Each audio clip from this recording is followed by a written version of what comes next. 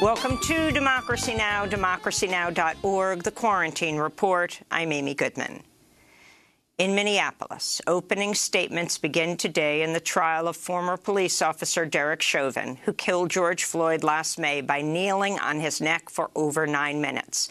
Floyd's death set off a worldwide protest movement. Chauvin's charged with second- and third-degree murder as well as manslaughter. National Guard troops have been deployed to the courthouse, which is also surrounded by concrete barriers, fencing, barbed and razor wire in anticipation of peaceful protests. George Floyd's family and friends came together yesterday for a vigil at a Minneapolis church. This is one of Floyd's brothers, Terrence Floyd.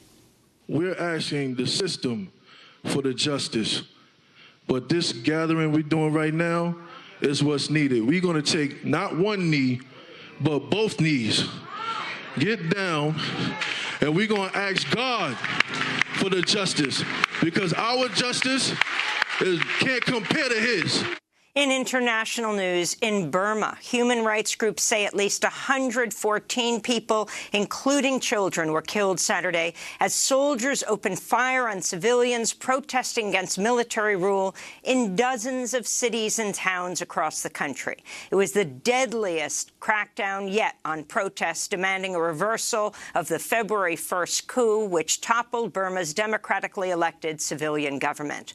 On Sunday, Burmese troops fired on a funeral service for a 20-year-old student protester killed a day earlier near the commercial capital Rangoon. The attacks drew condemnation from the European Union, United States, UK, and Germany, with the UN Special Rapporteur for Burma accusing the military regime of mass murder.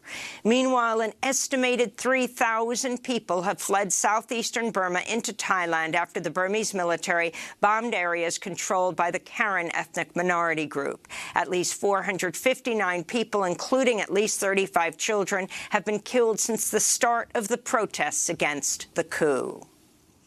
6 more states are opening up COVID-19 vaccine eligibility to anyone 16 or over today in the United States.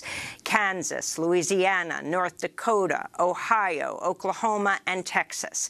At least 3 other states will do the same this week. Over 36% of U.S. adults have now received at least 1 dose of a vaccine. Officials are rushing to get shots in as many arms as possible, as over 24 states report an increase of at least 10% in new infections compared to the previous week. New York and New Jersey, once the epicenter of the virus, are again leading in new infections. Dr. Deborah Birx, former President Trump's coronavirus coordinator, told CNN hundreds of thousands of U.S. COVID deaths may have been preventable. There were about 100,000 deaths that came from that original surge. All of the rest of them, in my mind, could have been mitigated or decreased substantially. Nearly 550,000 deaths have been reported in the United States, by far the highest death toll in the world. Mexico published revised figures showing its coronavirus death toll to be 60% higher than previously reported. The new numbers would put Mexico's deaths at over 321,000, placing it second in overall fatalities, ahead of Brazil and behind the U.S.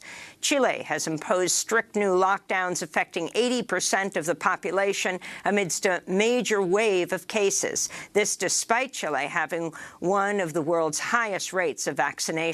Health experts say the surge can be attributed to a lack of adherence to mitigation efforts and the spread of new variants. In Brazil, some researchers say the entire health system could collapse as infections and deaths continue to surge. Brazil recorded around a quarter of all COVID-19 deaths worldwide over the past 2 weeks. The World Health Organization warns COVID-19 cases are on the rise in at least 12 African nations, and that a third wave could overwhelm already vulnerable health systems. South Africa has suffered the greatest toll, with over 52,000 deaths and over 1.5 million cases. Less than 1% of people living on the African continent have received a coronavirus vaccine. In Indonesia, A pair of suicide bombers attacked a Catholic church Sunday in the city of Makassar, injuring 20 people at a Palm Sunday Mass marking the start of the Holy Week leading up to Easter. No groups claimed responsibility, but a senior police official blamed a group that's pledged allegiance to ISIS and was implicated in a string of deadly suicide bombings on Indonesian churches in 2018. In northern Mozambique, dozens of people are dead, thousands more displaced after an armed group converged on the town of Palma in Cabo Delgado province. The fighters assaulted a military barracks, opened fire on civilians, set fire to buildings, and hunted down government officials. Mozambique's military blamed an ISIS-aligned group for the attacks. Since 2017, fighting in northern Mozambique has left thousands dead and some 700,000 people displaced.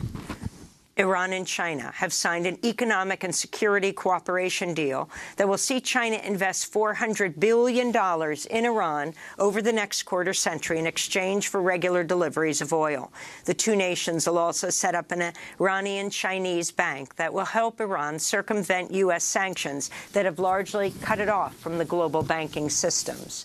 The U.S. sanctions were imposed after President Trump unilaterally pulled out of the landmark 2015 Iran nuclear deal. Federal officials revealed a 9-year-old girl from Mexico drowned earlier this month as she attempted to cross the Rio Grande River into the U.S.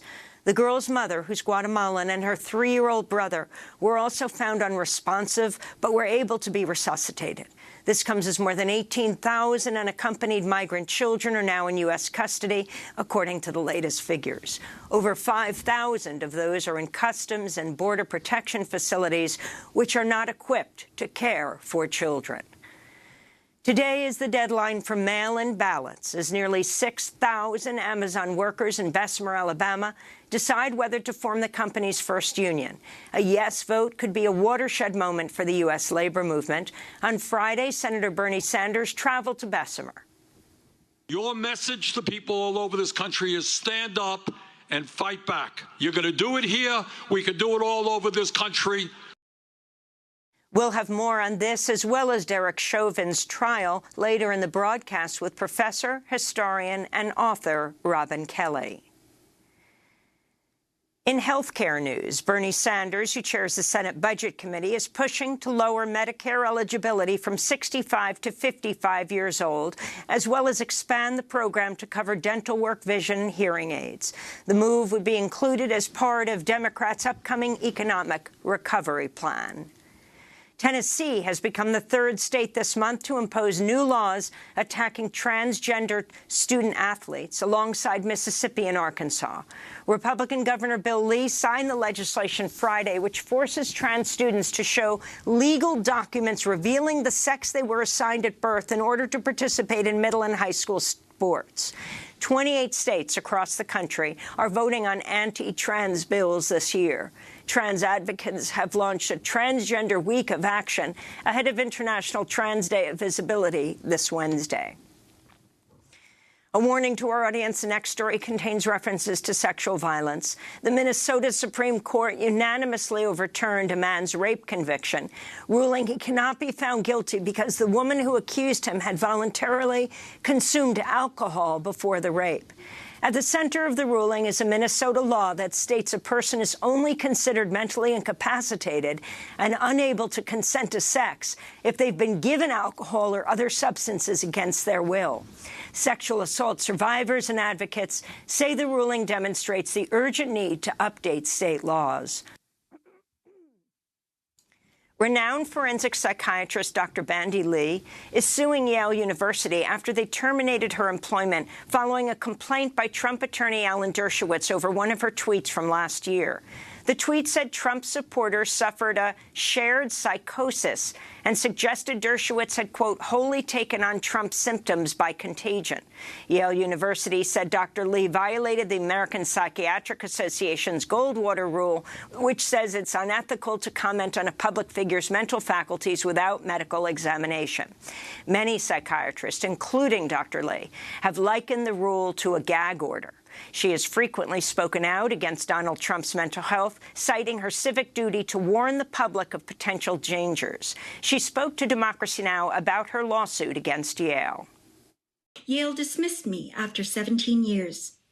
I filed a lawsuit with a heavy heart against my alma mater because this is a matter of academic freedom and freedom of speech, which is our protection against authoritarianism and dangerous leadership. You can see our interviews with Dr. Bandy Lee at democracynow.org. House Democrats introduced the DeJoy Act Friday in a bid to block part of Postmaster General Louis DeJoy's 10-year plan to restructure the U.S. Postal Service. The legislation would prohibit the USPS from delaying mail delivery service from its current standard. DeJoy is also planning to raise postage costs. Prominent Democrats, including Senator Bernie Sanders, are calling for the Postal Board to fire DeJoy, a Trump and Republican megadonor with no prior Postal Service experience. Illinois Senator Tammy Duckworth said, quote, DeJoy is a clear and present threat to the future of the Postal Service and the well-being of millions of Americans, she said. Dominion Voting Systems has filed a $1.6 billion defamation lawsuit against Fox News, accusing the network and its hosts of promoting false claims that the voting company rigged the 2020 election against Donald Trump. Dominion has also sued Trump ally MyPillow CEO Mike Lindell and lawyer Sidney Powell and Rudy Giuliani, who frequently promoted false conspiracy theories on Fox News. And here in New York, a group of activists and workers excluded from pandemic relief are completing 14 days on hunger strike today. Excluded workers include undocumented people, many of them in essential services, and people recently released from prison. They're calling on New York lawmakers to approve $3.5 billion in funding for financial relief and health care for those shut out of the current system. This is one of the hunger strikers. I want the world to know that we need help. We're human beings. We have so much debt because of the pandemic. We can't even enter our homes in comfort because they're waiting for us at the door to evict us. And those are some of the headlines. This is Democracy Now!, democracynow.org, the Quarantine Report. When we come back, hopes are rising that the Suez Canal in Egypt may soon be reopened after a 200,000-ton container ship was partially refloated. The ship is as long as the Empire State Building is high. We'll speak to Laleh Khalili, author of Sinews of War and Trade, Shipping and Capitalism in the Arabian Peninsula.